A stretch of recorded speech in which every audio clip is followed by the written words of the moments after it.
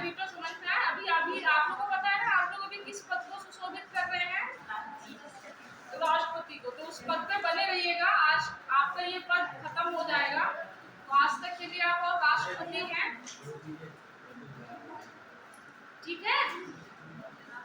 तो हेडिंग डालिए। आज थोड़ा सा मैं स्लो रहूंगी, तो उसके लिए माफी चाहूंगी मैं, ठीक? तो थोड़ा सा तुम लोग एक्टिव रहना आज।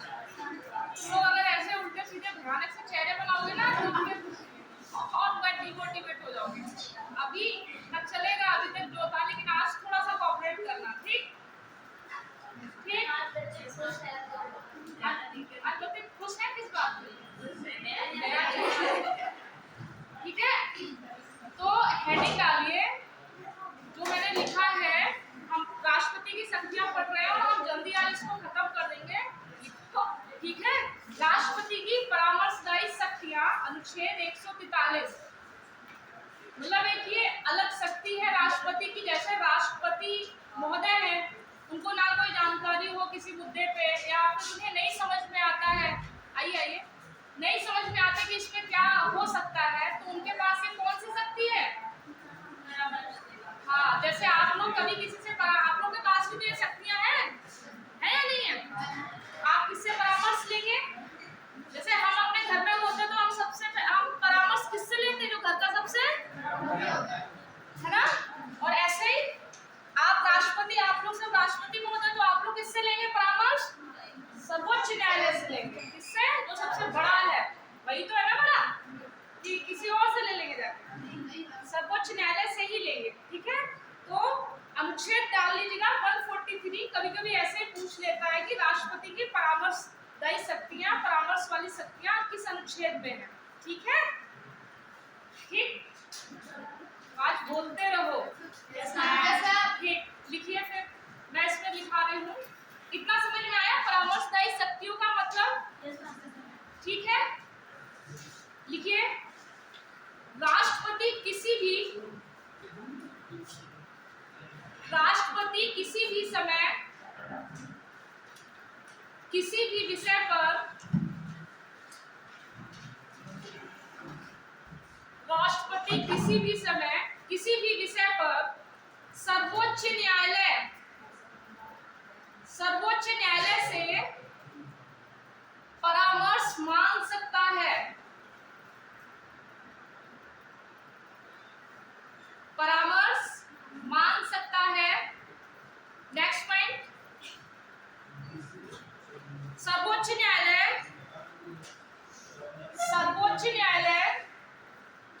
राष्ट्रपति द्वारा मांगी गई सलाह, सर्वोच्च न्यायालय राष्ट्रपति द्वारा मांगी गई सलाह को देने के लिए स्वतंत्र है, अर्थात स्वतंत्र है।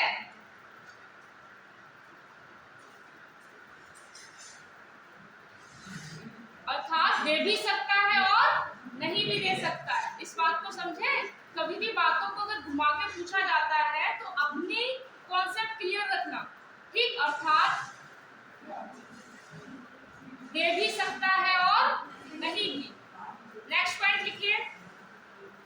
सर्वोच्च न्यायालय अगर, अब मान लीजिए सर्वोच्च न्यायालय ने परामर्श दे दी, अब राष्ट्रपति के ऊपर भी है कि राष्ट्रपति मानना चाहते हैं या नहीं मानना चाहते। ये मुद्दा भी तो आता है। मान लो आपने किसी से परामर्श ली, ठीक है? आप किसी से परामर्श लेते हैं, अब आपके ऊपर होता है कि आप लेना चाहते हैं या नहीं लेना चाहते हैं। ये मुद्दा बनेगा कि नहीं बनेगा? हाँ, तो वही लिखिए।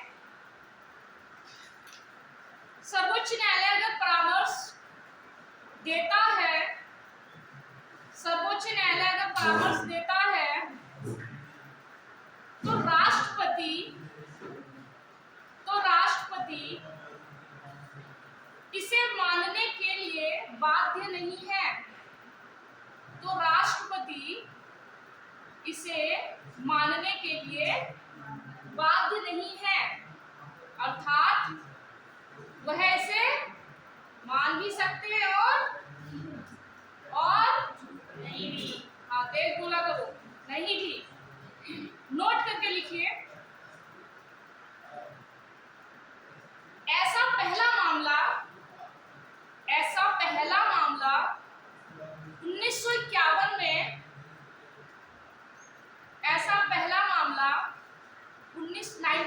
तकरीबन 1951 में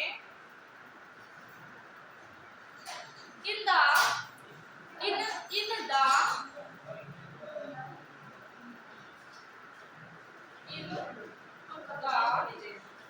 दिल्ली राज, ये ऐसा कोई मामला था जिसमें परामर्श मांगे थे राष्ट्रपति महोदय। ठीक, in the Delhi Raj act, ऐसा पहला मामला 1951 में इन दी को जो IN और D करके लिखते हैं, in the Delhi Raj act है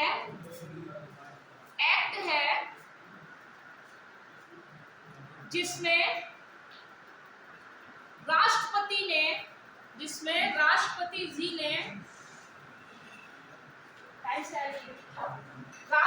जी ने सर्वोच्च न्यायालय से परामर्श मांगा था। बात समझ में आई? आपको पहला मामला पता होना चाहिए। ठीक, नेक्स्ट लिखिए 10वां मामला, नोट करके लिखिएगा। 10वां मामला जो कि अयोध्या मामले से रिलेटेड था। 10वां मामला कोष्टक में लिख लेना, वो अयोध्या मामला। 10वां मामला कोष्टक में अयोध्या मामला, जो राम जन्मभूमि को लेकर जो विवाद था, हाँ, तो उसी को लिखिए, से संबंधित है। 10वां मामला अयोध्या, राम जन्मभूमि लिख लेना अगर अयोध्या मामला ना पता हो। से संबंधित है जिसमें राष्ट्रपति महोदय ने परामर्श मांगा था,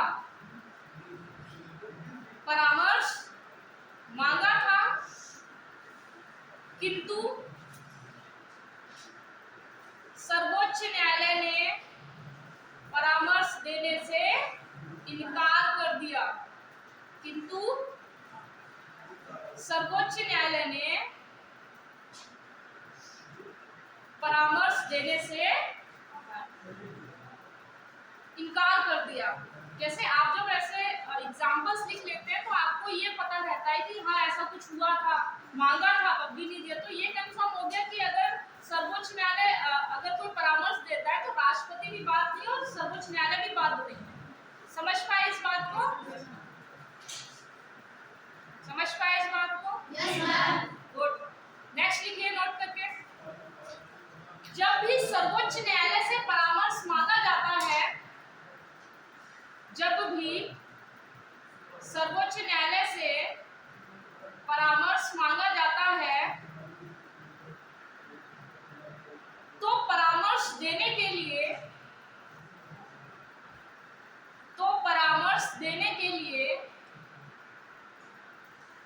एक संवैधानिक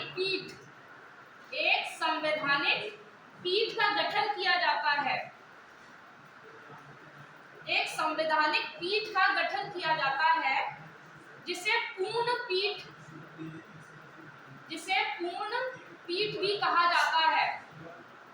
कोष्टक में लिखिए, इस पीठ में कम से कम 5 सदस्य होते हैं। कोष्टक में लिख लीजिएगा, इस पीठ में कम से कम 5 सदस्य होते हैं।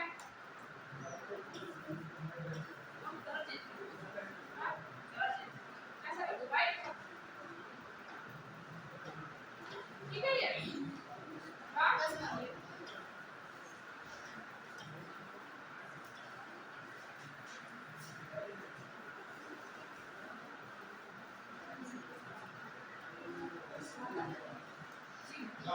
जैसे मैं क्या कह रही थी, जैसे आपने परामर्श मांगा, आप अभी कौन है? राष्ट्रपति हैं। आपने परामर्श मांगी, किससे मांगी?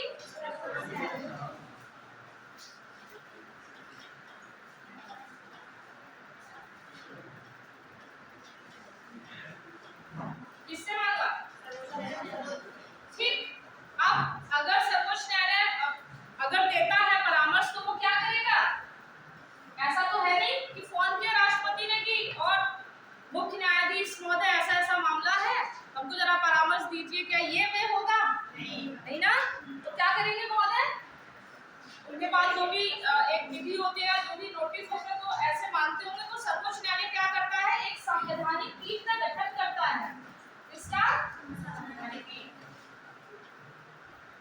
जिसमें कम से कम कितने सदस्य होते हैं, 5 सदस्य होते हैं। समझे? तब जाके वो परामर्श बहुत अच्छा निकल के आता होगा। समझ पाए इस बात को? इसमें किसी को दिक्कत? आगे लिखिए। परामर्श संबंधी अधिकार को, परामर्श संबंधी अधिकार को कनाडा से लिया गया है।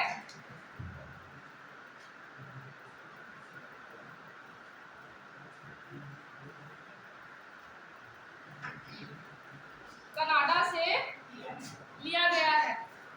टाइम से आया करो, चीजें छूट जाएंगी फिर कैसे कवर करोगे?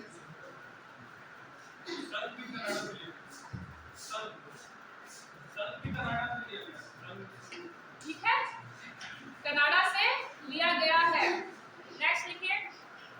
राष्ट्रपति की हेडिटली, राष्ट्रपति की विवेकी शक्तियां या अधिकार।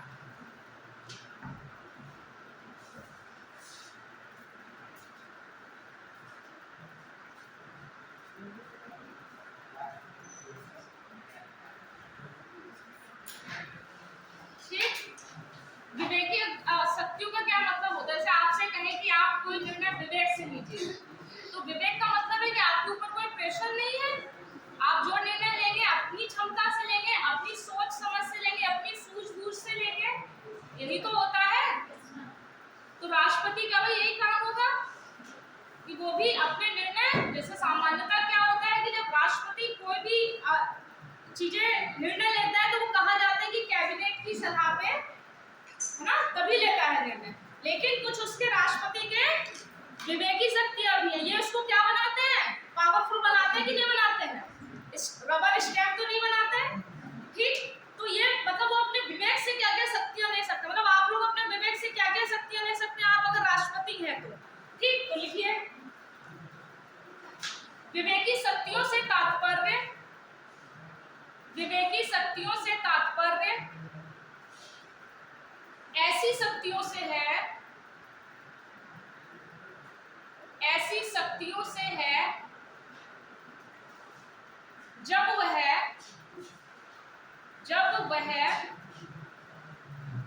मंत्रिपरिषद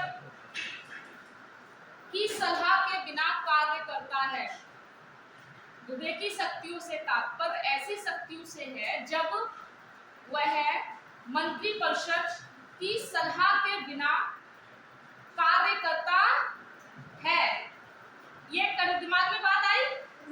अब ये सोचो तुम लोग कि अब ऐसी कौन कौन सी चीजें होंगी। अब जैसे इसमें हम बहुत पहले पढ़ चुके हैं, ऐसी बहुत सी चीजें आएंगी जो आप कहेंगे हाँ ये तो मेरा विवेक है, मैं ये पूछ सकता हूँ, मुझे इसमें किसी मंत्रिपरिषद की जरूरत नहीं है। ठीक है, पीछे तक आवाज आ रही है?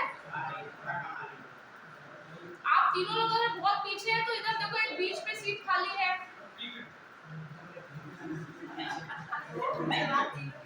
वो सबसे पीछे है।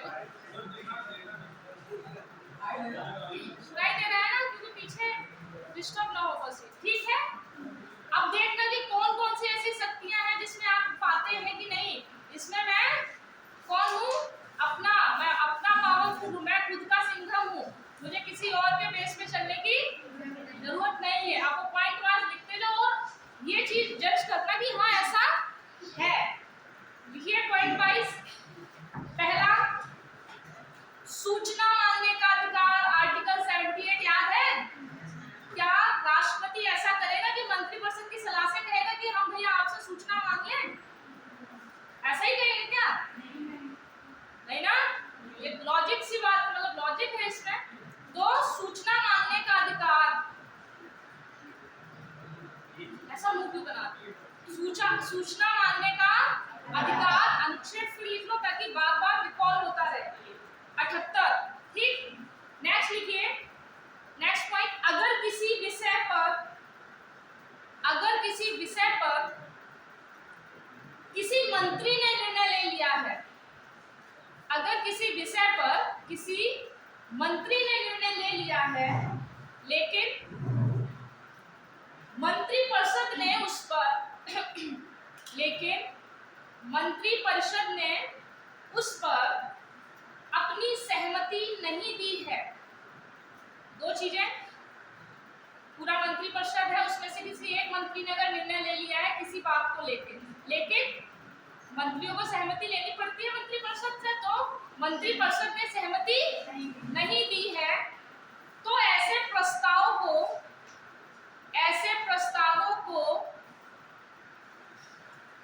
राष्ट्रपति महोदय मानने से इनकार कर सकते हैं। राष्ट्रपति महोदय मानने से, समझ पाए इस बात को? इस मुंडी मत लाया करो, बोला करो। नेक्स्ट लिखिए, अगर किसी दल को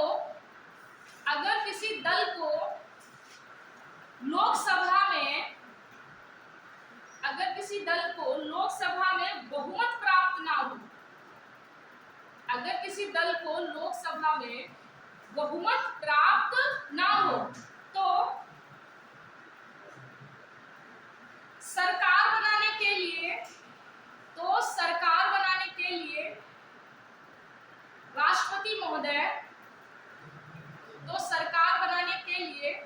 राष्ट्रपति महोदय किसी भी राजनीतिक दल को आमंत्रित कर सकते हैं। किसी भी दल को आमंत्रित कर सकते हैं। भूल जाते तुम बार-बार। मतलब क्या? जैसे क्या, मान लीजिए लोकसभा में बहुमत दल जिसका होता है वही तो सरकार चलाता है। बहुमत दल का नेता हम किसको कहते हैं? प्रधानमंत्री जी को। वही सरकार चलाते हैं। तो मान लीजिए अगर बहुमत नहीं है, ठीक है, तो राष्ट्रपति महोदय को ये उनका विवेकी अधिकार है, वो किसी भी दल को जिसका उन्हें लगता है बहुमत है जिनका, तो वो उसको आमंत्रित कर सकते हैं। वो उनसे बोल सकते हैं कि आप अपना बहुमत सिद्ध कीजिए। समझते हैं इस बात को? कोई दिक्कत? नेक्स्ट लिखिए, निलंबनकारी वीटो का अधिकार, याद है? पुनर्विचार के लिए लौटाना।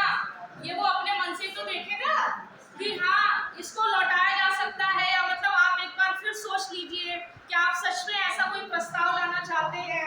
राष्ट्रपति के पुनर्विचार या निलंबनकारी वीटो का यूज का मतलब बहुत बड़ा होता है। आप सोचिए अगर कोई राष्ट्रपति है और वो इस वीटो का यूज कर रहा है, तो ये सब, राष्ट्रपति बहुत बड़ा पद है, मानते हैं, है ना? अगर जैसे आप परिवार में हैं, आपने कोई बात कही अपने फादर से, ठीक है, मुखिया होता है फादर, आपने फादर से कहा ऐसी बात है पापा, ये ऐसी बात है, इस पे ये मेरा निर्णय है।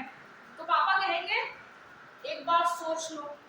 चूंकि पापा है तो आपके दिमाग में जाएगा ना कि हाँ एक बार मैं सोच लेता हूँ। इस बात को समझ पाए ऐसे? तो जब राष्ट्रपति महोदय भी ऐसा कोई काम करते हैं, पुनर्विचार के लिए लौटा, तो एक बहुत बड़ा मुद्दा हो जाता है।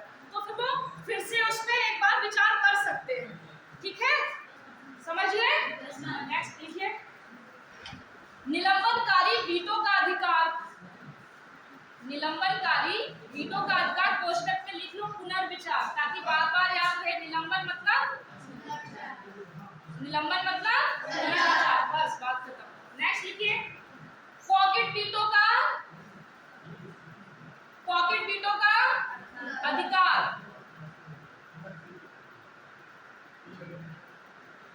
जैसे हमने बताया था पॉकेट वीटो विभिन्न परिस्थितियों में यूज कर सकता है ना, कि अगर ऐसा है वैसा है, गैर सरकारी है, ये सारी चीज, तो उसमें वो यूज कर सकता है। जेब में क्या डाल लेगा, फिर क्या कहेगा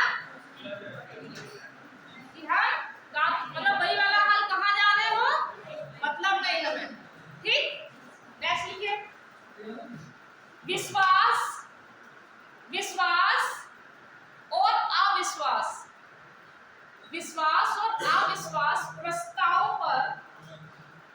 प्रस्तावों के लिए समय निर्धारित करना। कब विश्वास प्रस्ताव लाया जाएगा, किस समय लाया जाएगा, ये निर्धारित कौन करेगा? अपने विवेकी शक्ति से। ठीक है, नेक्स्ट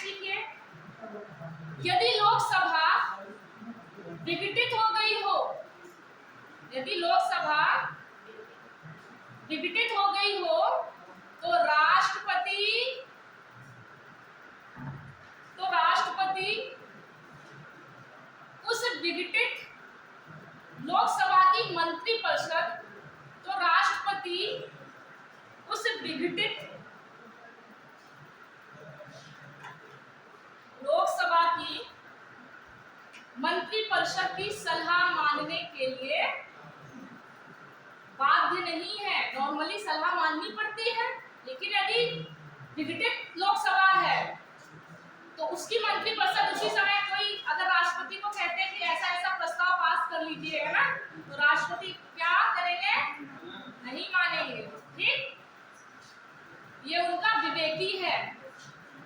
ठीक, बाध्य नहीं है। समझ गए इतनी बात? समझ गए? नेक्स्ट लिखो, कार्यवाहक सरकार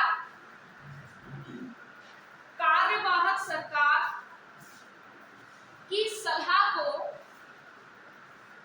राष्ट्रपति मानने के लिए बाध्य नहीं है। यानी मान लीजिए लोकसभा विघटित हो गई है तो हमने जल्दी मतलब सरकार चलाने के लिए थोड़े दिनों के लिए हमने कार्यवाहक सरकार ला दी। ठीक है, बात समझे इस बात को? तो उसकी भी सलाह मानने के लिए राष्ट्रपति महोदय बाध्य नहीं है। ठीक है, ठीक है। नेक्स्ट लिखो, अगर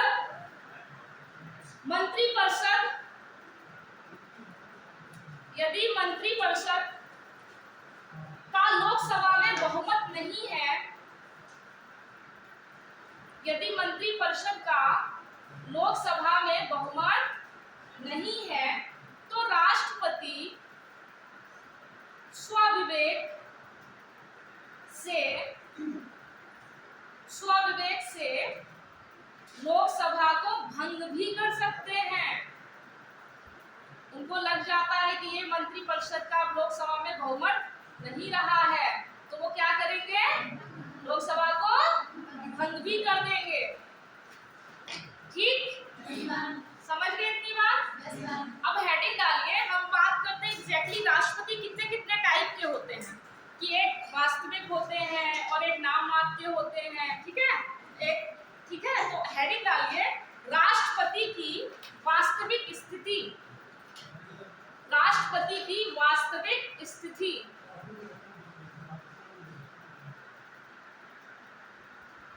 ठीक, इसको बंद कर लीजिए कोष्टक में।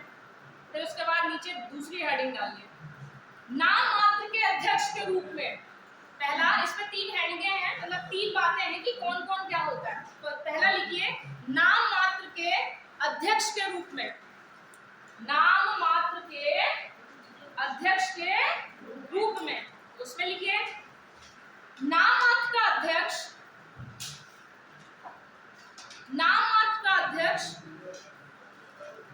वह होता है, नाम मात्र का अध्यक्ष वह होता है जो किसी भी परिस्थिति में सक्रिय नहीं रहता।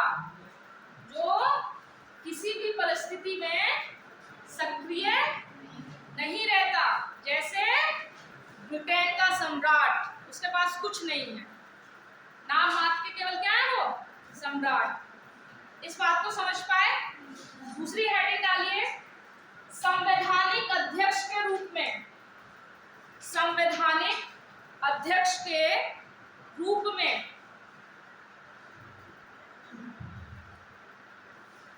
यह वह अध्यक्ष होता है जो जिसे देश में किसी विशेष अवसर मिलने पर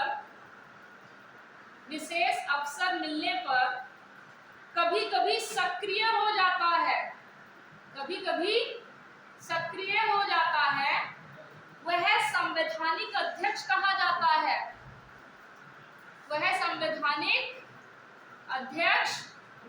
जाता है। जैसे भारत का राष्ट्रपति, ऐसे ही तो है, समय समय पर वो सक्रिय हो सकते हैं। इस बात से सहमत हैं?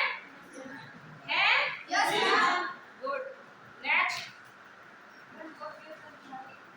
इसे संवैधानिक प्रमुख कहा जाता है। नेक्स्ट लिखिए, वास्तविक अध्यक्ष के रूप में। वास्तविक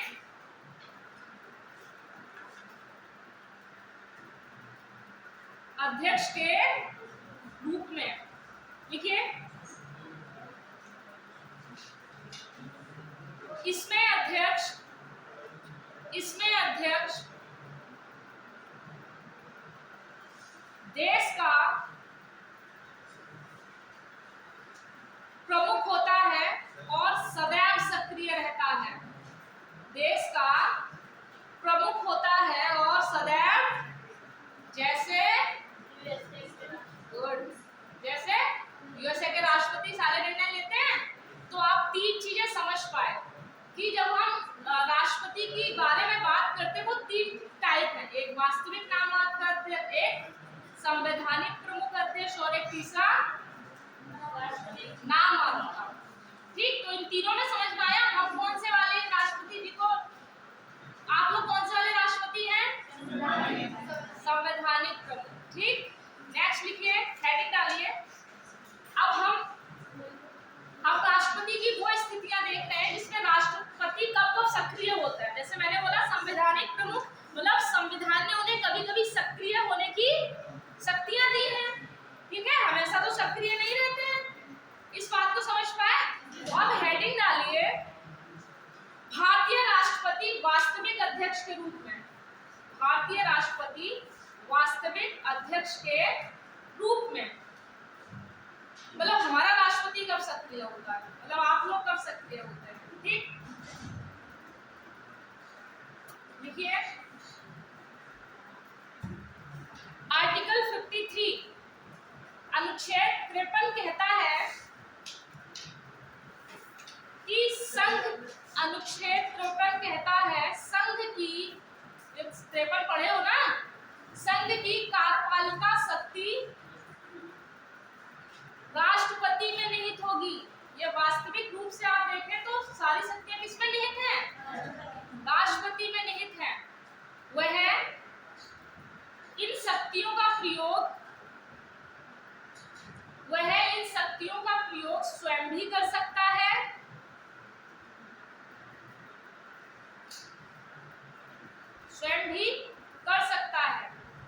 और मंत्रिपरिषद की सलाह पे भी बोला मुद्दा है अभी, लेकिन स्वयं कर सकता है ना। तो ये कैसा हो गया, वास्तविक अध्यक्ष हो गया इस बीच। हुआ कि नहीं हुआ? हैं? ठीक, समझ में आया? नेक्स्ट लिखिए,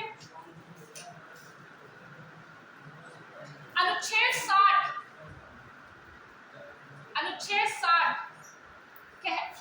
60 के तहत राष्ट्रपति संविधान के संरक्षण,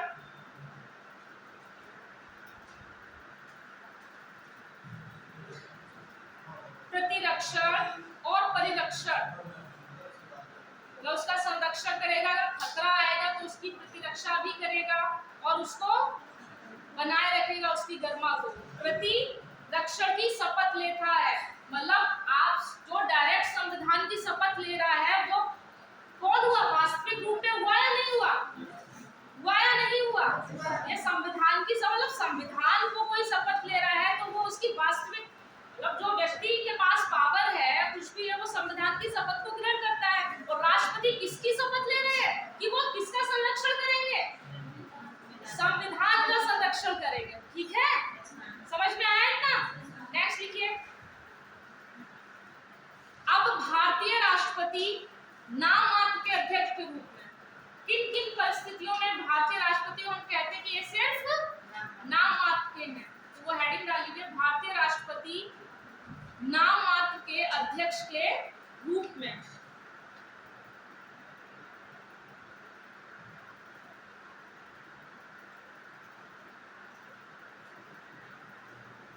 अनुच्छेद 74 कहता है,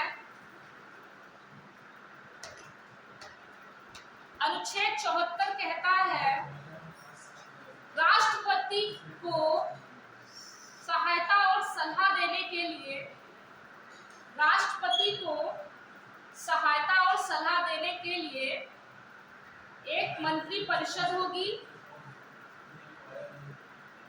और वह उनकी सलाह पर कार्य करेंगे।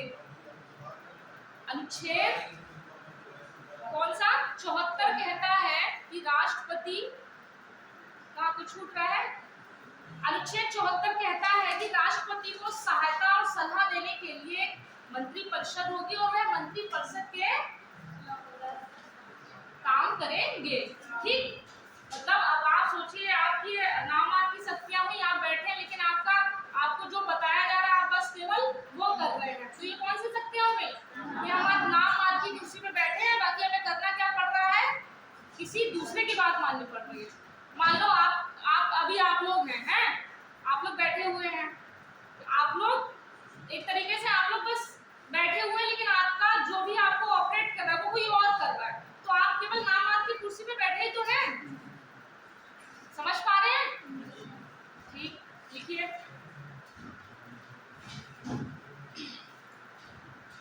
भारत में संसदीय प्रणाली पाई जाती है। भारत में संसदीय प्रणाली पाई जाती है जिसका मूलभूत तत्व है, मतलब संसदीय प्रणाली का जो मूलभूत तत्व है, भारत में संसदीय प्रणाली पाई जाती है जिसका मूलभूत तत्व है कि मंत्रिपरिषद लोकसभा के प्रति उत्तरदायी होगी, ना कि राष्ट्रपति के। अब नाम मात्र होगा कि जो मंत्रिपरिषद है, अगर मान लीजिए, लिखिए दोबारा बोल दूं, देखिए भारत में संसदीय प्रणाली पाई जाती है, इसका मूलभूत तत्व है कि मंत्रिपरिषद लोकसभा के प्रति उत्तरदायी होती है, ठीक, ना कि राष्ट्रपति। मतलब मंत्रिपरिषद जो कुछ भी काम करता है उसे किसे जवाब देना होता है? लोकसभा को जवाब देना होता है। अगर राष्ट्रपति को जवाब देना होता तो फिर राष्ट्रपति के वास्तविक अध्यक्ष हो जाते, मतलब हाँ उनकी एक होता, उन्हें पता है कि हमें इनको कोई जवाब नहीं देना, हमको जवाब कहाँ देना है। आप सपोज करो जैसे आप हैं और दो लोग और हैं, लेकिन आपको सबसे ऊपर वाले को जवाब देना है तो आपके नीचे से कोई मतलब नहीं है ना, फिर है या नहीं? समझ पाए इस बात को? समझ पाए? हाँ, तो ऐसे आज बोली होगी थोड़ा सा एक्टिव हो तब भी, ठीक, समझ गए? चलिए लिखिए नेक्स्ट। संसदीय शासन प्रणाली में जैसे हमारी जो संसदीय शासन प्रणाली है उसमें वास्तविक और नाम मात्र की कार्यपालिका पाई जाती है।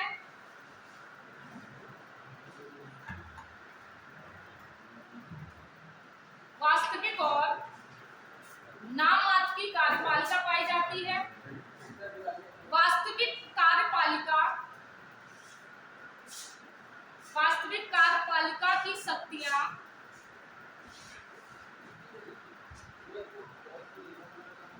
कार्यपालिका की शक्तियां मंत्रिपरिषद सहित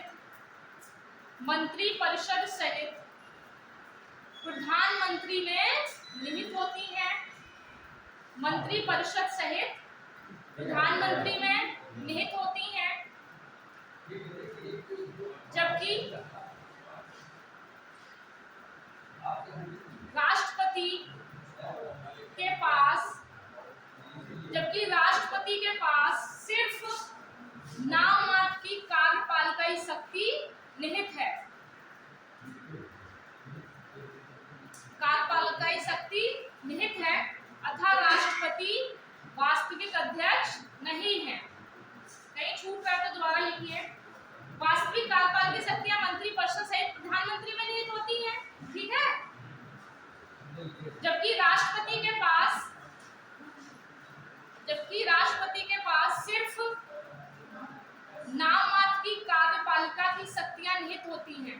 हम उनको केवल कह देते हैं, हमने 73 में बोला कि संघ की कार्यपालिका की शक्ति किसमें निहित होगी, बस हमने कहा है, और हमने नीचे क्या बोल दिया कि ये अधीनस्थों के माध्यम से इसको दो बातें की गई। स्वयं अधीनस्थ, जब आप मेस के टाइप पे लिख रहे हैं, आपको अगर रबर स्टैम्प दिखाना तो आप कहेंगे अधीनस्थों के माध्यम से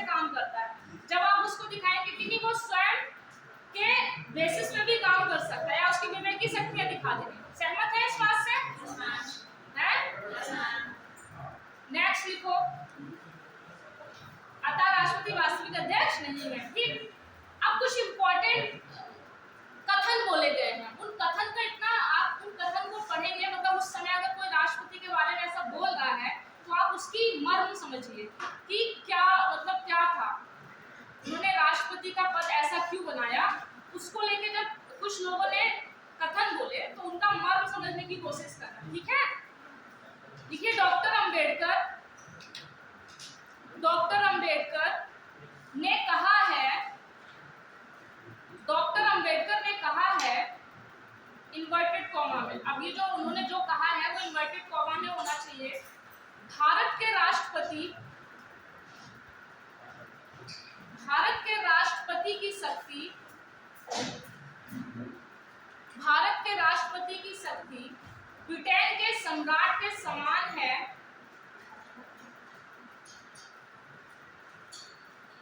ब्रिटेन के सम्राट के समान है, क्योंकि वह राष्ट्र का प्रधान है, क्योंकि वह राष्ट्र का प्रधान है,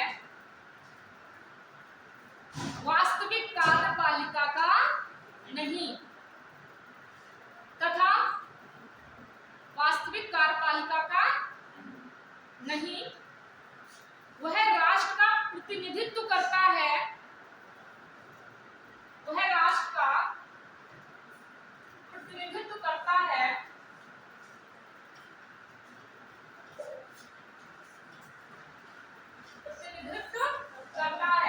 ना कि निर्माण। इस कथन में कितनी बड़ी बड़ी बातें हैं उसको समझो। पहला क्या बोलो, ब्रिटेन के सम्राट के समान,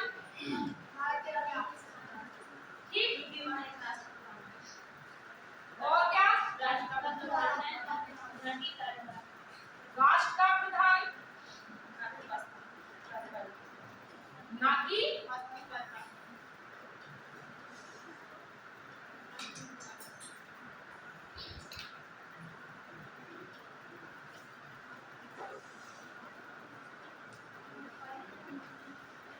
तीसरा क्या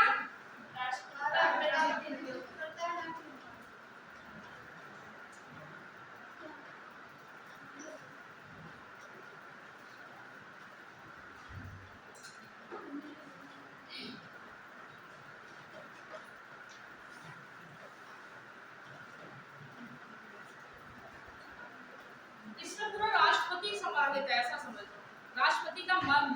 पहला था कि हमने अपने यहाँ के राष्ट्रपति को ब्रिटेन के राष्ट्रपति के समान बनाया है, दूसरा हमने उसे राष्ट्र का प्रमुख कहा है, तीसरा हमने उसको वास्तविक कार्यपालिका का प्रमुख नहीं माना है, सबसे बड़ी बात वह राष्ट्र का प्रतिनिधित्व करता है। जैसे आपके घर में जब शादी का कार्ड आता है तो वो पापा का नाम लिख के आता है कि तुम लोग का नाम लिख के आता है, तो पापा क्या करते हैं, परिवार का प्रतिनिधित्व करते हैं कि नहीं करते हैं। तो वैसे ही हमारा देश परिवार है, भारत अगर परिवार मानो तो किसका नाम लिख के आएगा कार्ड पे, पापा का, मतलब राष्ट्रपति पापा का है, ठीक, समझ गए इस बात को, यस या नो, ठीक। उसके बाद निर्माण कौन करता है, देश को चलाता कौन है, कार्यपालिका, सरकार चलाती है देश के अंदर। तो इन बातों का मर्म समझे, आया कि नहीं आया, तो ये बहुत बड़ी बात, ठीक है। जैसे अगर आज ये कथन किसने बोला तो आपके दिमाग में क्लिक करना चाहिए, ऐसी बात को अम्बेडकर जी ने बोली। दूसरा लिखिए, आर वेंकट रमन, आर वेंकट रमन, इन्होंने क्या बोला था, बहुत अच्छी बात इन्होंने भी बोली थी, आर वेंकट रमन। समझ में आ रहा है कि नहीं सब, आ रहा है, लिखो आर वेंकट रमन ने क्या बोला था। देखो कितनी अच्छी बात बोली थी। मैं जब ऐसी बातें पढ़ती हूँ या मतलब आप ऐसी बातों को पढ़ के आप तब वो फील कर पाएंगे जब आप उस चीज को खुद महसूस करेंगे। जैसे आप खुद ही राष्ट्रपति हैं, सोचो आपके बारे में ऐसी बात बोली, मतलब कितना अच्छा लगता होगा। तो मैं इसलिए बार बार कहती हूँ क्वालिटी को क्या करो, क्वालिटी में बातें करो, क्वालिटी में सब कुछ करो। घर में भी बोलो कि आप पापा नाम मात्र अध्यक्ष हैं, बड़ा हो जाऊंगा उसके बाद वास्तविक कार्यपालिका कौन चलाऊंगा मैं, समझ पाए, ठीक है। लिखिए वेंकट महोदय ने क्या कहा था, भारत के राष्ट्रपति का पद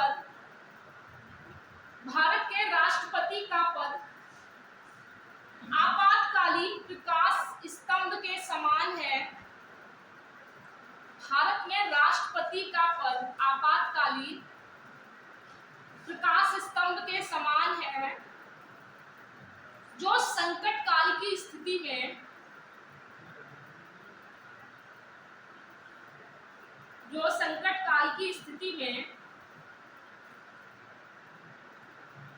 अपनी भूमिका का निर्वहन करता है या इसकी भूमिका प्रारंभ हो जाती है। संकटकालीन स्थिति में इसकी भूमिका प्रारंभ हो जाती है और जैसे संकट काल समाप्त होता है, जैसे संकट काल समाप्त होता है, उसकी भूमिका वैसे ही उसकी भूमिका समाप्त हो जाती है। मतलब जैसे कोई संकट आया, अब वो संकट कैसा, जैसे मान लीजिए जैसे विवेकी शक्तियां हैं, तो वो विवेकी शक्तियों का यूज कर रहा है कि नहीं कर रहा है, तो वो कब यूज करेगा, संकट की स्थिति में। समझ पा रहे हो इस बात को? अच्छा लिख लो, पहले लिखो। हाँ, जैसे ही संकट काल समाप्त होता है, उसकी भूमिका भी समाप्त हो जाती है। बात समझ पाए? मतलब हमने अभी बताया ना कि कौन सा संवैधानिक प्रमुख है जो कभी कभी सक्रिय होता है। कभी कभी सक्रिय इन द सेंस, कभी कोई संकट आ गया, अब वो संकट आप जब इतना राष्ट्रपति पढ़ते हुए आए हैं, आप जब लोकसभा भंग होती है या उसके इतने विवेकी अधिकार हैं, तो उस समय वो खुद ही तो यूज करता है, सक्रिय होता है कि नहीं होता है। तो उस समय वो पूरे देश के संकट को अपने ऊपर ले लेता है और उसको खत्म कर देता है। जैसे ही संकट वो समाप्त हो जाता है, वैसे ही क्या हो जाती है, उनकी भूमिका भी। इसीलिए हमने इनको क्या बोला, संवैधानिक प्रमुख, जो कभी कभी सक्रिय रहता है। इतनी बात समझ में आई? नेक्स्ट लिखिए। जो इम्पोर्टेंट बातें, छोटी छोटी मगर मोटी बातें। शक्तिमान देखते थे तो लास्ट में वो मैं बहुत ध्यान से देखा करती थी, वो छोटी छोटी मगर मोटी बातें। उस समय आप लोगों को याद होगा, शक्तिमान के लिए बच्चे बहुत पागल थे, तो वो उनको लगता था कि हम ऐसे ऐसे घूमेंगे और हम भी उड़ने लगेंगे। तो उस समय ऐसे बहुत केसेस आए थे कि बच्चे छत पे खड़े होकर ऐसे घूमे और नीचे गिर गए, बहुत बहुत घायल भी हुए। तो वो बाद में शक्तिमान को बार बार कहना पड़ा कि आप ऐसा ना करो। याद है कि नहीं, शक्तिमान के टाइम के हो या नहीं हो, कि जूनियर जी के टाइम के, शक्तिमान के टाइम पे हो, तो वही वाला हाल है कि इस जो छोटी छोटी, हाँ हमको शक्तिमान बचाने आएगा। तो हम लोग सोचो, हम बच्चों का दिमाग कैसा होता है कि, हालांकि मैं स्कूल जाती थी तो शक्तिमान के टाइम पे मैं छुट्टी ले लेती हूँ, 2-3 बार मेरी मार पड़ी है स्कूल में। तो फिर बताया गया कि मतलब छोटी छोटी मगर मोटी बातें मैं बहुत ध्यान से सुनती थी कि इसको ऐसे नहीं करना है, और मैं उसको बहुत मानती थी शक्तिमान, और सच में मैं ऐसा नहीं करती थी। सीखने की जब ललक होती ना, तो आप किसी से भी सीख सकते हैं। समझे इस बात को? तो मैंने शक्तिमान से बहुत सीखा है, बस वो गोल गोल नहीं घूमी। ठीक है, नेक्स्ट लिखिए। ये पॉइंट्स वाइज लिखिएगा, ये इंपॉर्टेंट चीजें हैं जो आपको हमेशा याद होनी चाहिए, मतलब आप स्पष्ट रहे चीजें। पॉइंट वाइज लिखते जाइए। भारत का राष्ट्रपति नाम मात्र का एवं संवैधानिक प्रमुख होता है। ये दो बातें हमेशा राष्ट्रपति को लेके आते हैं। भारत का राष्ट्रपति नाम मात्र का एवं संवैधानिक प्रमुख होता है। नेक्स्ट, भारत का राष्ट्रपति देश का प्रतिनिधित्व करता है, नेतृत्व नहीं। ये सब पॉइंट में लिखते जाओ। ये राष्ट्रपति, भारत का राष्ट्रपति देश का प्रतिनिधित्व करता है, निर्माण नहीं।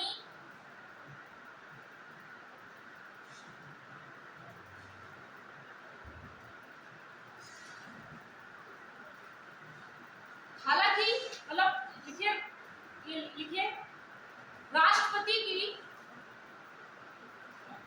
शक्तियों पर भी नियंत्रण है।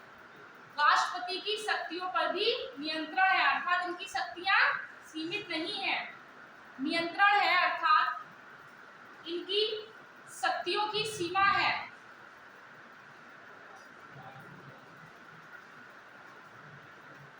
नेक्स्ट, राष्ट्रपति संसद का अंग होते हुए भी, राष्ट्रपति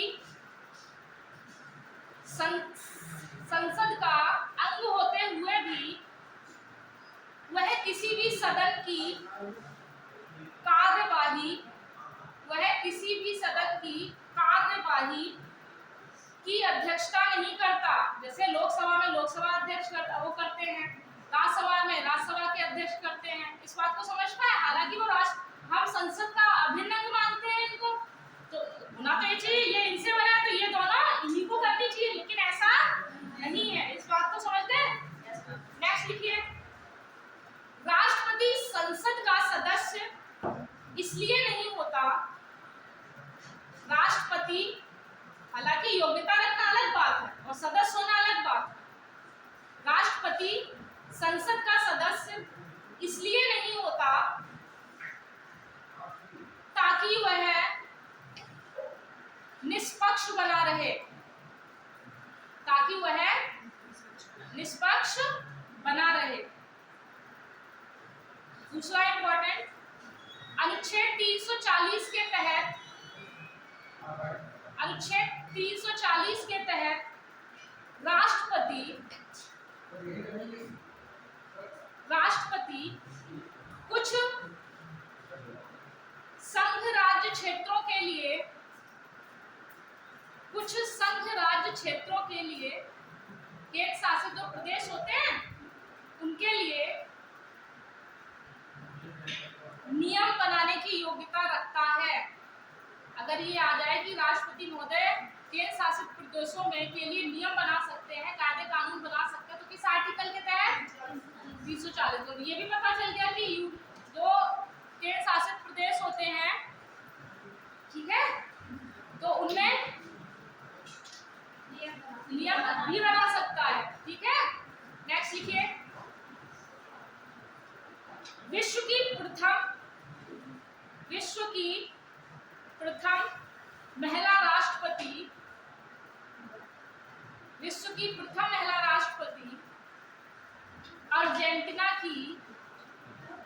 अर्जेंटीना कहाँ है? अर्जेंटीना किस महाद्वीप में है? कौन सा अमेरिका? अमेरिका क्या बताया? अर्जेंटीना, चिली सुने हो? अभी वर्ल्ड ज्योग्राफी नहीं चली है। हाँ, तो मैं क्या, देश की प्रथम महिला राष्ट्रपति अर्जेंटीना की हुई थी। अर्जेंटीना की मारिया स्टेल पेरोना, ये वाली स्टेल पेरोना। अगर पूछा विश्व की प्रथम राष्ट्रपति कौन थी, तो वो किस देश की थी? तो अर्जेंटीना की मारिया थी। ठीक है, नेक्स्ट लिखिए, डॉक्टर राजेंद्र प्रसाद, ये सारे बहुत फैक्ट है, ये फैक्ट इंपॉर्टेंट है। डॉक्टर राजेंद्र प्रसाद 2 बार राष्ट्रपति बने, 2 बार राष्ट्रपति बने, जिन्होंने सर्वाधिक समय तक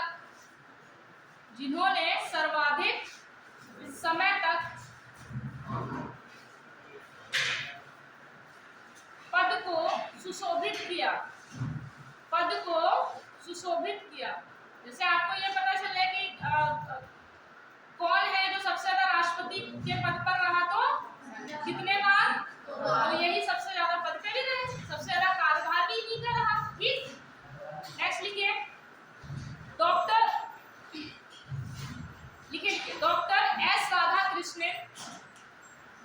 एस राधाकृष्णन दूसरे राष्ट्रपति थे। इनके बाद राधाकृष्णन ही आए थे। ये दूसरे राष्ट्रपति थे जिन्हें दार्शनिक भी कहा जाता है। मतलब आपसे ये जिन्हें दार्शनिक भी कहा जाता है। आपसे पूछ ले ऐसा कौन सा राष्ट्रपति जिसे दार्शनिक की उपाधि दी गई है? ठीक है, साथ ही साथ और लिखो इनके बारे में एक बार, साथ ही साथ ये 2 बार उपराष्ट्रपति भी रह चुके हैं। 2 बार उपराष्ट्रपति भी रह चुके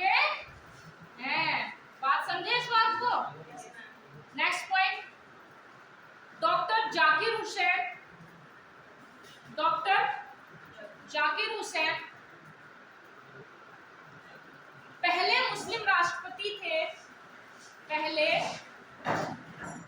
मुस्लिम राष्ट्रपति थे जिनकी मृत्यु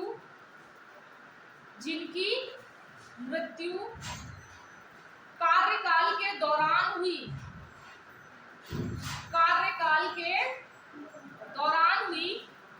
और वह सबसे कम समय तक राष्ट्रपति पद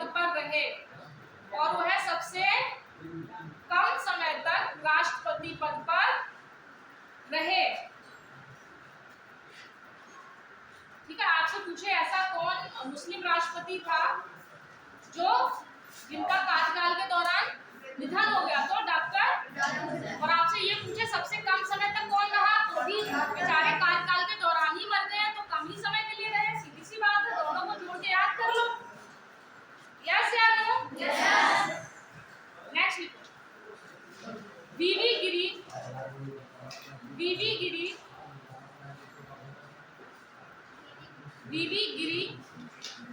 सेकेंड प्रेफरेंस,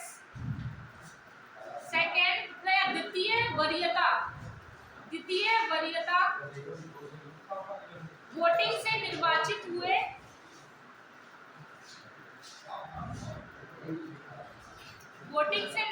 हुए थे, और सबसे कम मत पाकर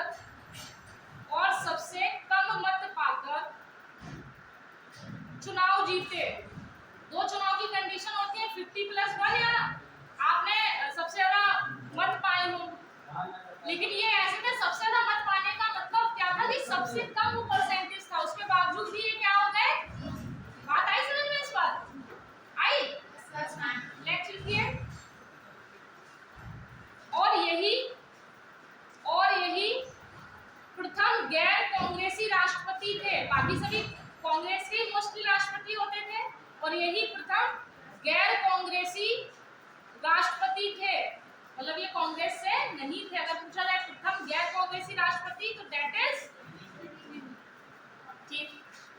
नेक्स्ट लिखिए, फखरुद्दीन अली अहमद। नेक्स्ट, फखरुद्दीन अली अहमद द्वितीय मुस्लिम राष्ट्रपति थे।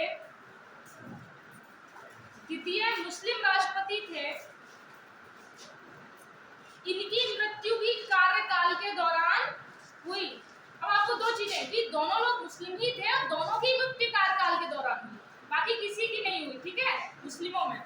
इस बात को समझ पाए तो दोनों ही याद कर लेना, इसलिए ताकि कंफ्यूज जैसे कूट में आ जाए कि निम्न में से कौन मुस्लिम राष्ट्रपति जिनकी मृत्यु कार्यकाल के दौरान हुई। ठीक, कौन कौन?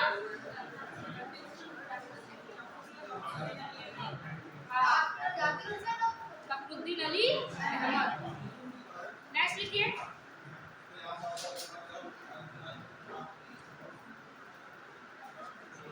हिदायतुल्लाह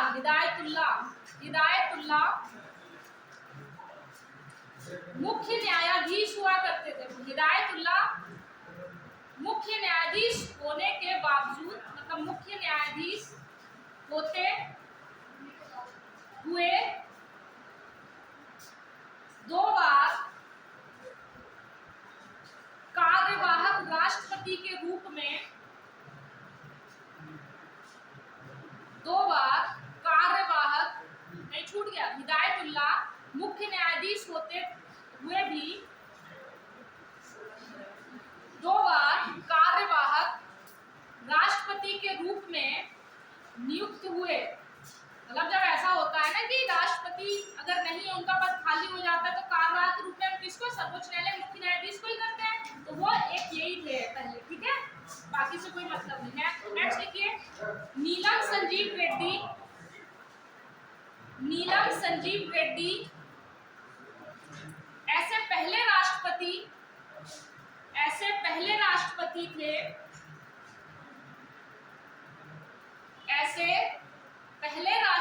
थे जो निर्विरोध चुने गए। हालांकि इन्होंने अध्यक्ष के रूप में भी काम किया था। हालांकि इन्होंने लोकसभा अध्यक्ष के रूप में भी काम किया था। नेक्स्ट लिखिए के आर नारायण।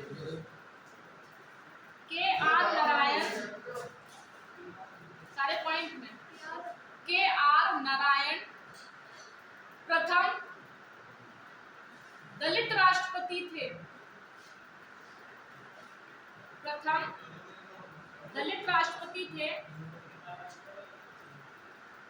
नेक्स्ट लिखिए डॉक्टर एपीजे अब्दुल कलाम प्रथम गैर राजनीतिक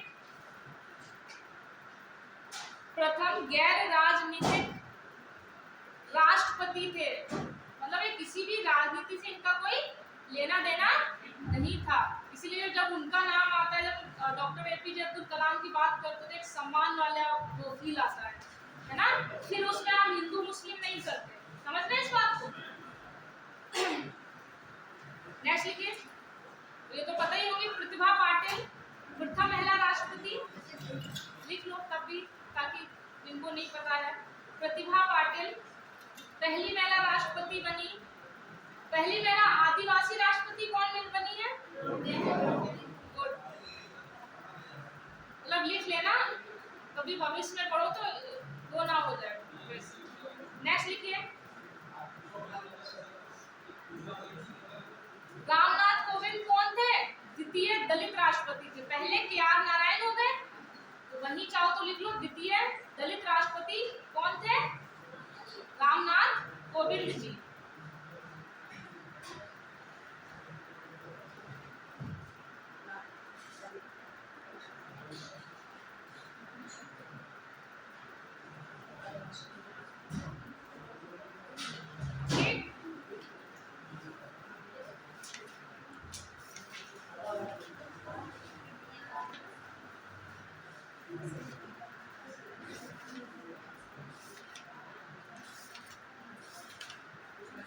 एक बार देख लो, राष्ट्रपति अब खत्म है।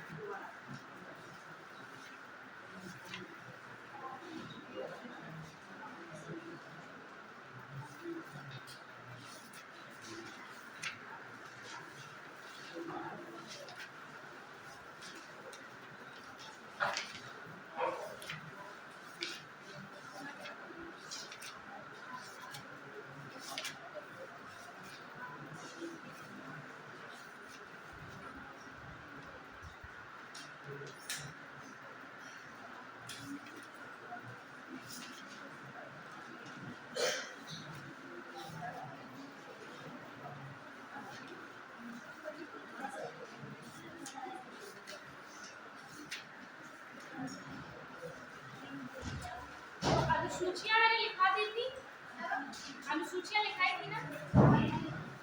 भाग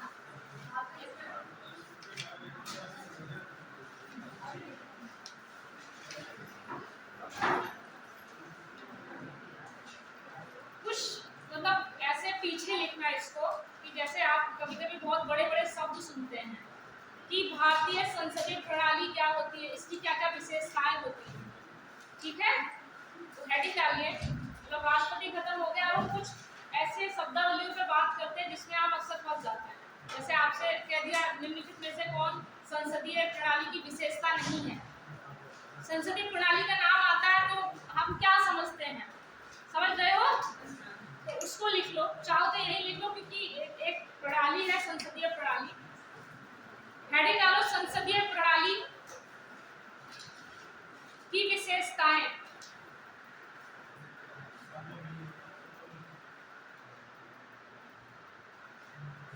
अभी मैंने दो विशेषताएं बताई थी, दो बातें थी, याद है? एक संसदीय प्रणाली का मूलभूत तत्व क्या था कि लोकसभा के प्रति उत्तरदायी होती है, और दूसरा क्या बताई थी? नाममात्र की कार्यपालिका होती है। नाममात्र और वास्तविक दो कार्यपालिका है। ठीक है, ये दो बातें तो रखना। इसके अलावा और क्या चीजें होती है संसदीय प्रणाली में, उसको समझिए। ठीक है, हेडिंग डाल लिए, तो पहले लिख लो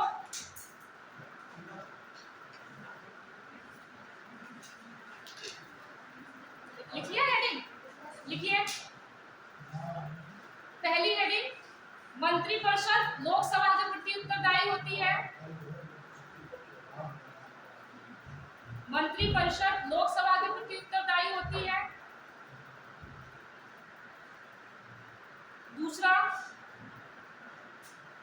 वास्तविक और नाम मात्र की कार्यपालिका होती है।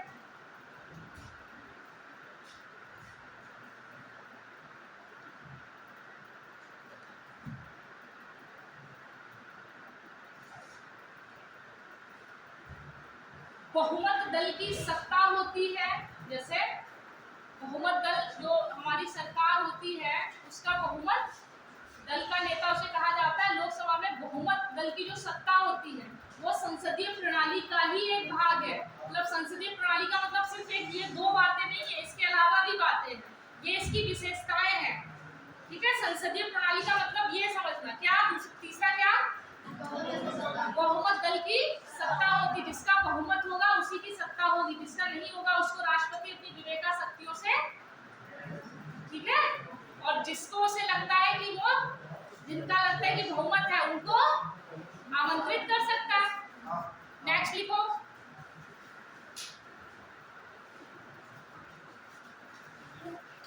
विधायक, चलो ये तो लिखाई थी।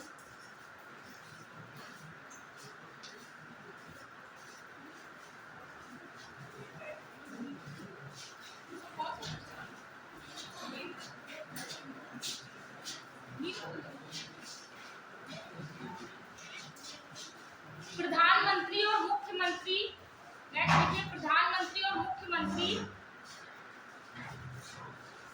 नेतृत्वकर्ता होते हैं।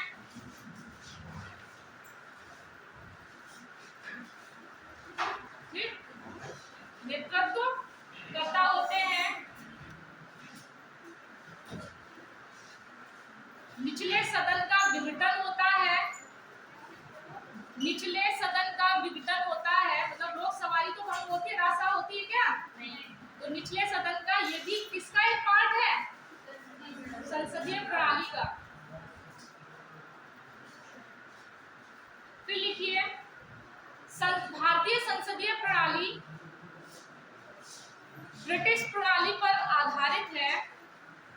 भारतीय संसदीय प्रणाली ब्रिटिश संसदीय प्रणाली पर आधारित है,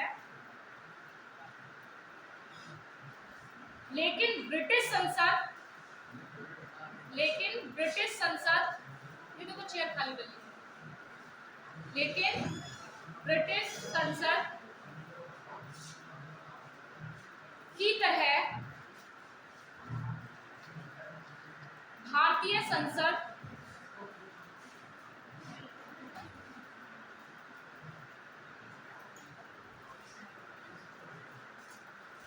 संप्रभु, थोड़ी जल्दी आ गए,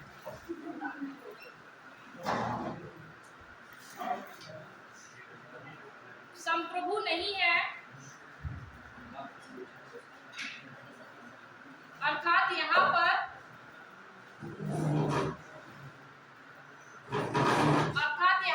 प्रधानमंत्री सरकार अधिक प्रबल होती है।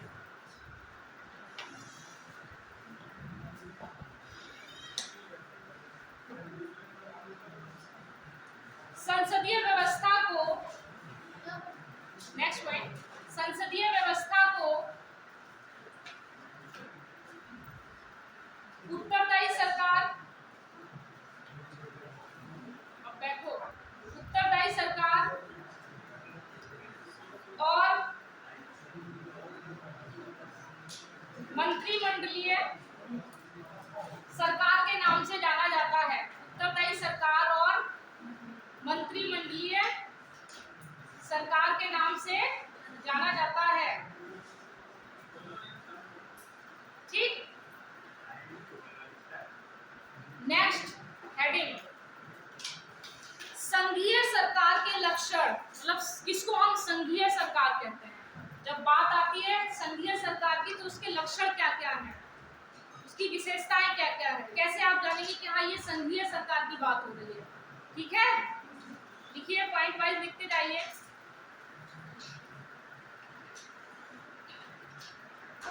एकल संविधान,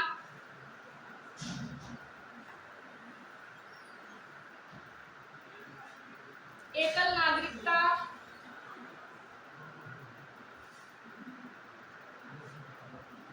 एक सशक्त केंद्र। जब आपातकाल लगते तो सारी शक्तियां केंद्र में चली जाती, तो वो सशक्त हो जाता है कि नहीं हो जाता? एक सशक्त केंद्र, एकीकृत न्यायपालिका, एकीकृत न्यायपालिका,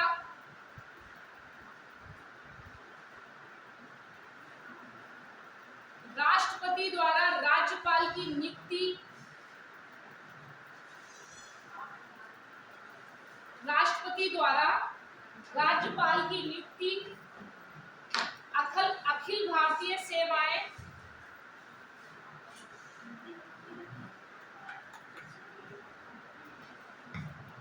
और आपातकालीन सेवाएं।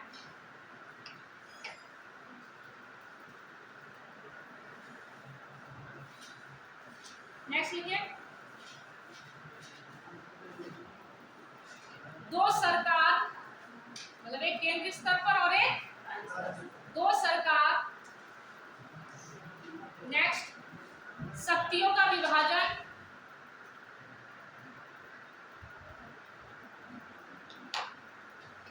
शक्तियों का विभाजन, संविधान की कठोरता,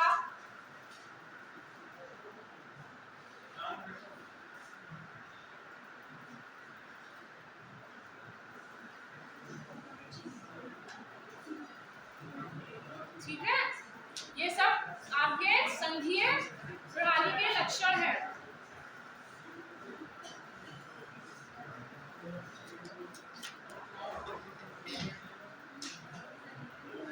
आप लोग कितना टेस्ट पेपर सॉल्व, हालांकि मैंने बोला था कि मैं पेन ड्राइव लेके आऊंगी, उसके बाद सॉल्व करा दूंगी। आप लोगों ने सीपी खरीदा कि नहीं खरीदा? प्रीवियस ईयर के पेपर, क्वेश्चन पेपर कितने लोगों के पास है? हाथ खड़ा करो, पूछा। बाकी सब ऐसे ही बिना मैप के चलोगे। प्रीवियस ईयर के क्वेश्चन पेपर की बात करते हैं।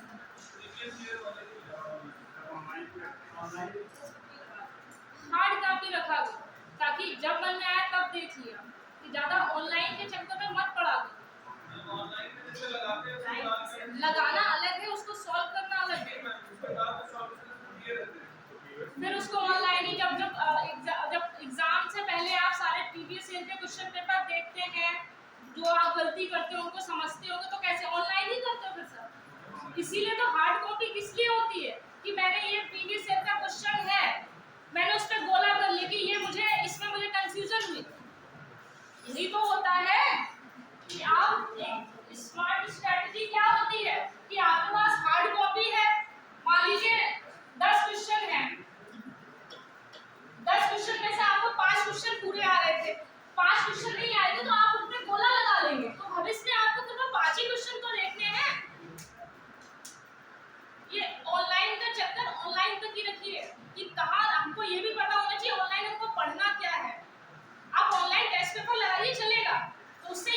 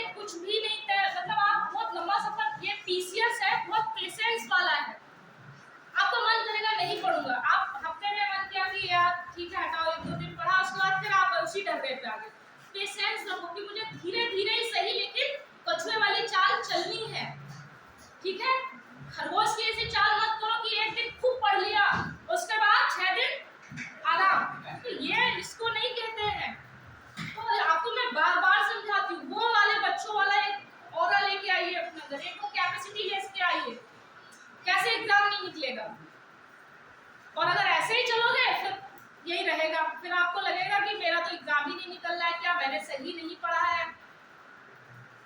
जो एग्जाम के लिए इंपॉर्टेंट चीजें हैं अगर वो ही नहीं करोगे तो ये मान के चलो एग्जाम नहीं निकलेगा। जैसे मैं बहुत बार इंपॉर्टेंट चीजें बताई हूँ लेकिन आपने उस पर गौर नहीं किया, तो फिर कैसे आप उम्मीद करते कि मैं मतलब एग्जाम क्वालिफाई कर लूंगा। पहले उसके योग्यताओं के लायक तो बनो कि हाँ मुझे ये करना है वो करना है, तब तो ठीक है, वरना फिर ऐसे ही कल कौन टाइम टेबल बना के लाएगा। मतलब अभी भी आप लोग इतने वो है कि नहीं मैं आधे तो बना के नहीं लाएंगे, लड़कियां कितनों के बने हुए हैं, 1 2 3 4 5 6 7 8, पीछे कोई आपका बना है और आपका खड़ी हुई है, शांत रहिए, आप खड़ी हुई है, हाँ वेरी गुड। आपका टाइम टेबल बना है, कैसा क्या मतलब कैसा बनाए हैं आप? एक सुबह से रात तक का पढ़ने का बनाए होंगे, फॉलो हो जाता है नहीं होता ना, तो इसका मतलब आप हमें धीरे धीरे हम उसको और थोड़ा सा सरल बनाएंगे कि हम ऐसे 2 घंटे कर रहे थे कि 2 घंटे में नहीं हो रहा तो अब हम 1 घंटा। जीवन में सब एक बात हमेशा याद रखना, क्या कि किसी भी चीज को शुरुआत करने से पहले अपने छोटे छोटे उद्देश्य पूरे करो, छोटे छोटे स्टेप रखो, डायरेक्ट पहले सीढ़ी से लेके ऊपर वाली सीढ़ी पे मत उछल जाओ, धीरे धीरे स्टेप। आप बहुत हार्ड नहीं कि एक दिन इतना जोश आया और हमने क्या किया, आज मेरा टाइम टेबल ये रहा, सुबह उठ गई मैं 4 बजे, 4 बजे उठ गई सुबह, ये आपका ये बस है, अभी उठे नहीं हो, ये जोश वाला इसलिए आपका बनेगा एक दिन पहले। जब आप पूरा रात तक बनाएंगे तो आपको पता चलेगा मैं 4 बजे भी नहीं उठ पाया, मैं दिन में जो सोने के टाइम पे मैंने सोचा था बस पढ़ूंगा तो मैं उसमें खूब सोया, तो आपको ये पता चलेगा कि मैं गलतियां कहाँ कर रहा हूँ, और अपनी गलतियों से सीखोगे नहीं तो काम कैसे चलेगा। आ रही है बात समझ में, आ रही है? कल मुझे सभी के टाइम टेबल चाहिए, कल ये नहीं होना चाहिए कि मेरा टाइम टेबल नहीं है, और सरल टाइम टेबल बनाना। मैं ये नहीं कहती कि तुम 4 बजे उठो, तुम्हें लगता है कि मैं पूरे दिन में केवल 4 घंटे पढ़ सकता हूँ तो अपना 4 घंटे का ही बना लो, क्या दिक्कत है। जब वो 4 घंटे का हम टाइम टेबल फॉलो करेंगे तो हमको खुशी होगी कि हाँ मैंने आज अपना टाइम टेबल फॉलो किया। जब हम मोटिवेट होते हैं ना, जब हम खुश होते हैं तो हम धीरे धीरे उसको बढ़ा लेते हैं, 4 से आप 5 करेंगे नेक्स्ट डे, फिर 6 करेंगे, 7 करेंगे, आप धीरे धीरे तो करेंगे ना। वो पहले से इतना टफ बना लोगे तो किससे फॉलो होने वाला है। मैं अपना भी बता रही हूँ, अगर मैं भी इतना टफ बना दूं तो मुझसे भी नहीं फॉलो होने वाला। तो अपने साथ धोखा मत करो, अपना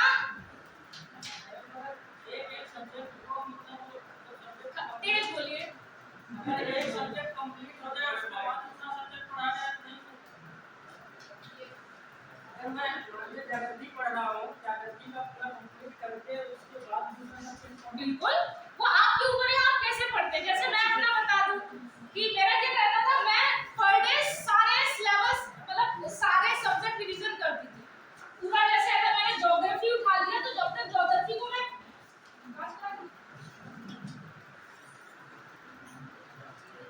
चलिए छोड़ो, क्या जैसे अगर मैंने ज्योग्राफी उठाया तो मैं 3-4 घंटे या 5 घंटे मुझे जो लगते हैं। हालांकि जब हम रिवीजन करते रहते हैं तो वो टाइम पीरियड कम होता है। जब आप पहली बार पूरा ज्योग्राफी पढ़ने बैठेंगे, इतनी कैपेसिटी बना लो कि आज कुछ मत उठाओ, आपने आज सोच लिया कि आज मैं पूरा पॉलिटी पढ़ूंगा या पूरा ज्योग्राफी पढ़ूंगा, तो फिर बैठ जाओ पूरे दिन में उसे खत्म करो। फिर जब हम इसको धीरे धीरे करते हैं ना तो वो टाइम पीरियड कम होता रहता है। फिर एक दिन ये स्थिति हो जाएगी, वो चरम सीमा मोक्ष प्राप्त हो जाएगा तुम लोगों के लिए, तुम एक दिन में सारे सब्जेक्ट पढ़ लोगे। वो आप ही करेंगे, कोई और नहीं करेगा, बस आपके अंदर वो जोश और जज्बा होना चाहिए। समझ रहे इस बात को? तो ये मतलब नहीं है कि मैंने 15 मिनट ज्योग्राफी पढ़ लिया फिर 15 मिनट ये पढ़ लिया तो कुछ नहीं जाएगा। एक सब्जेक्ट को अच्छा खासा समय दो। अगर आप सोच रहे हैं कि आप अपना ये सोचिए, आप इस तरीके से अगर शेड्यूल नहीं बना पाते तो इस तरीके से शेड्यूल बनाइए कि आज मैं एक काम करूंगा या करूंगी कि आज मैं हिस्ट्री का कोई टॉपिक है, आज हिस्ट्री के